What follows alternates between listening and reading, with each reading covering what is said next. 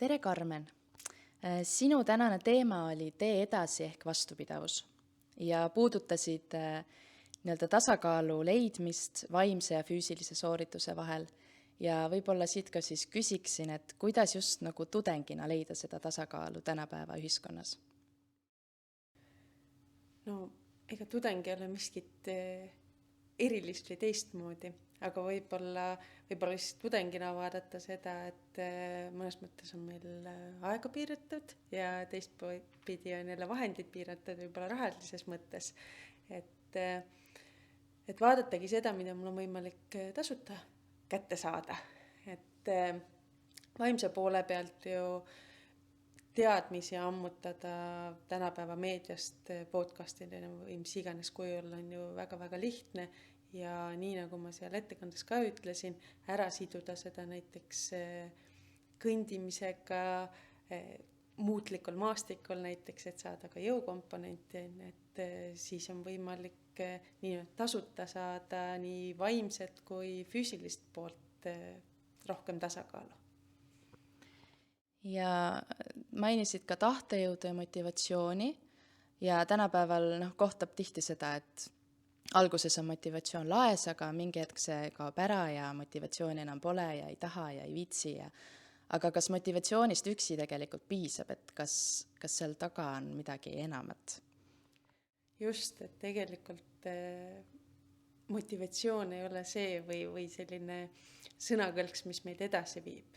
Et motivatsioonini viib meid kaks parameetrit.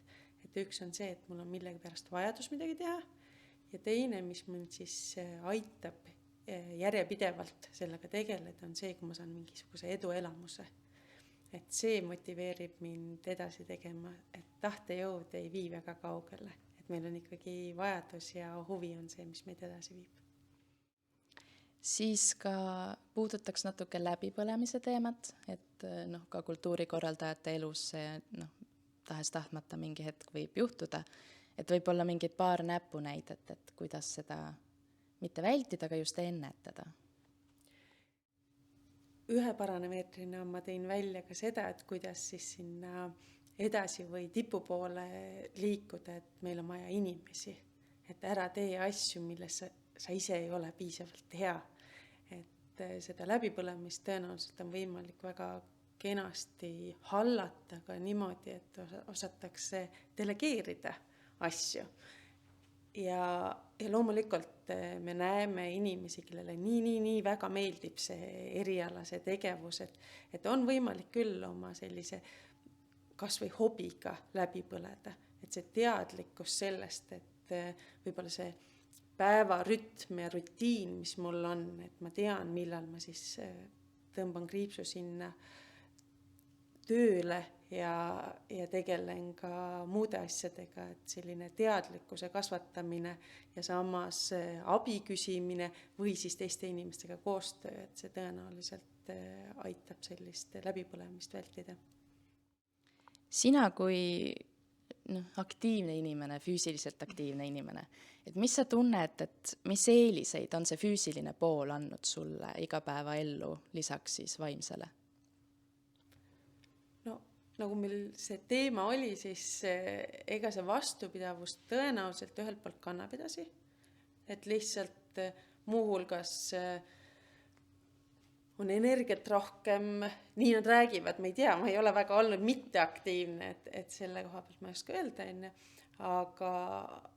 aga võib-olla ka muuhulgas see vaheldus, et sa ei ole kogu aeg nagu ühele poole kaldu, et sul on selline mõnes mõttes tasakaal selle füüsise ja vaimse vahel või et kui sa ühelt poolt ära väsid, siis sa saad teisega tegeleda, et sellise kerge tasakaalu otsimine, et ühtepidi väga viltu olek tõenäoliselt ei toida seda süsteemi nii hästi, et sellepärast see füüsiline pool võiks olla ka osa sellest elust.